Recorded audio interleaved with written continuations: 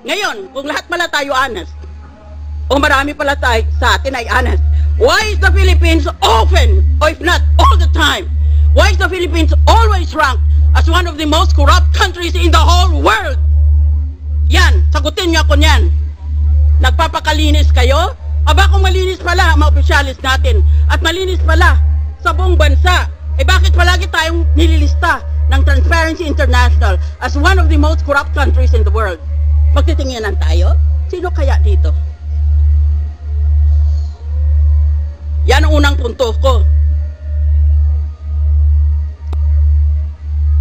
That is the problem with this country. We're all for honest government, and yet the world condemns us as one of the most corrupt countries in the world. That's why it is difficult to win in any international election, in any international campaign, because the Philippines, among others, has a reputation of being a corrupt country.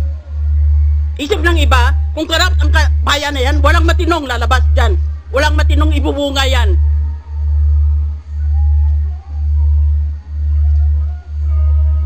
Ba't bawat isa ba sa inyo walang sala tungkol sa SALN? Bigyan nyo ako ng isa pang buhay. Panginoon, bigyan mo ako ng isa pang buhay at imbestigahin ko lahat. Isa-isa. Dito sa Senado at sa House of Representatives. Tignan natin.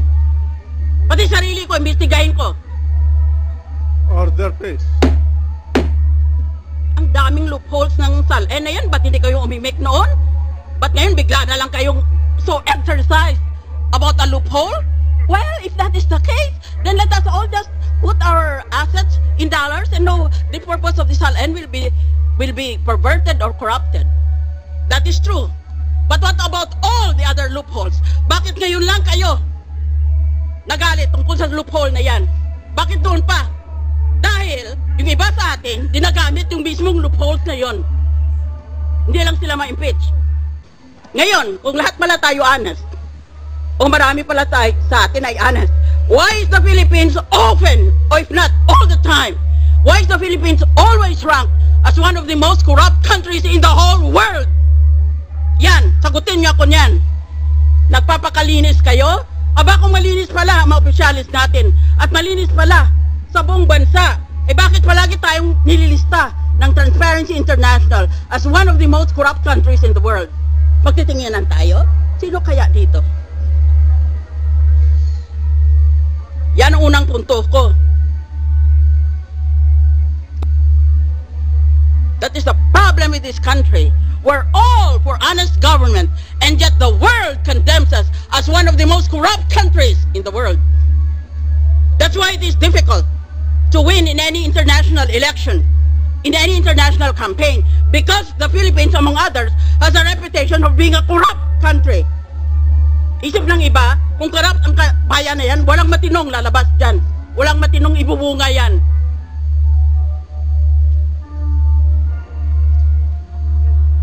Ba't bawat isa ba sa inyo walang sala tungkol sa SALN? Bigyan nyo ako ng isa pang buhay. Panginoon, bigyan mo ako ng isa pang buhay at imbestigahin ko lahat. Isa-isa. Dito sa Senado at sa House of Representatives. Tignan natin. Pati sarili ko, imbestigahin ko. Order, please. Ang daming loopholes ng SALN na yan. Ba't hindi kayo umimik noon? Ba't ngayon bigla na lang kayong so exercised about a loophole? Well, if that is the case, then let us all just put our assets in dollars and know the purpose of the SALN will be perverted or corrupted. That is true. But what about all the other loopholes? Bakit ngayon lang kayo nagalit tungkol sa loophole na yan? Bakit doon pa? Dahil yung iba sa atin, dinagamit yung mismong loopholes na yon. Hindi lang sila ma-impeach.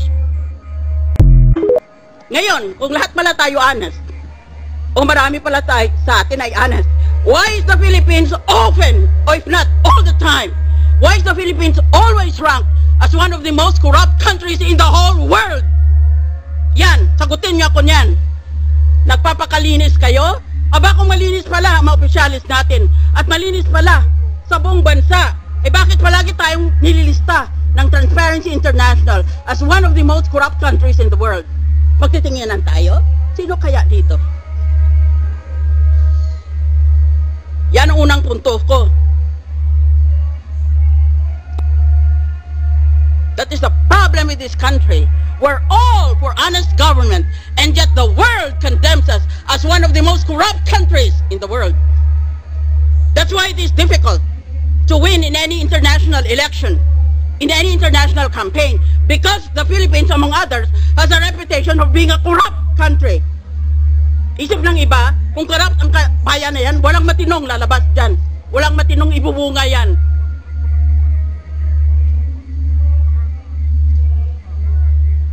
Bawat isa ba sa inyo, walang sala tungkol sa SALN? Bigyan nyo ako ng isa pang buhay. Panginoon, bigyan mo ako ng isa pang buhay at imbestigahin ko lahat. Isa-isa. Dito sa Senado at sa House of Representatives, tignan natin. Pati sarili ko, imbestigahin ko. Order, please. Ang daming loopholes ng SALN na yan. Ba't hindi kayo umimik noon? Ba't ngayon bigla na lang kayong so exercised about a loophole? Well, if that is the case, then let us all just put our assets in dollars and know the purpose of the SALN will be perverted or corrupted. That is true. But what about all the other loopholes? Bakit ngayon lang kayo nagalit tungkol sa loophole na yan? Bakit doon pa? Dahil yung iba sa atin, dinagamit yung mismong loopholes na yon. Hindi lang sila ma-impeach. Ngayon, kung lahat pala tayo honest, o marami pala tayo sa atin ay honest, why is the Philippines often, or if not all the time, why is the Philippines always ranked as one of the most corrupt countries in the whole world? Yan, sagutin niyo ako niyan. Nagpapakalinis kayo? Aba kung malinis pala ang mga opisyalis natin at malinis pala sa buong bansa, eh bakit palagi tayong nililista ng Transparency International as one of the most corrupt countries in the world? Magtitinginan tayo? Sino kaya dito? Yan ang unang punto ko. That is the problem with this country. We're all for honest government, and yet the world condemns us as one of the most corrupt countries in the world. That's why it is difficult to win in any international election, in any international campaign, because the Philippines, among others, has a reputation of being a corrupt country. Isip ng iba, kung corrupt ang bayan na yan, walang matinong lalabas dyan. Walang matinong ibubunga yan.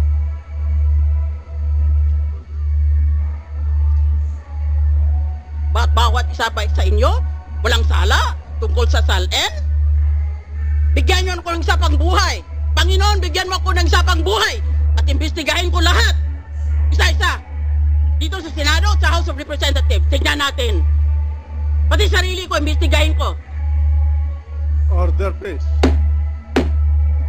Ang daming loopholes ng SALN na yan. Ba't hindi kayo umimik noon? Ba't ngayon bigla na lang kayong so exercised about a loophole? Well, if that is the case, then let us all just put our assets in dollars and know the purpose of the SALN will be perverted or corrupted. That is true. But what about all the other loopholes? Bakit ngayon lang kayo nagalit tungkol sa loophole na yan? Bakit doon pa? Dahil yung iba sa atin, dinagamit yung mismong loopholes na yon. Hindi lang sila ma-impeach. Ngayon, kung lahat pala tayo honest, o marami pala tayo sa atin ay honest, why is the Philippines often, or if not all the time, why is the Philippines always ranked as one of the most corrupt countries in the whole world? Yan, sagutin niyo ako niyan. Nagpapakalinis kayo? Aba kung malinis pala ang mga opisyalis natin at malinis pala sa buong bansa, eh bakit palagi tayong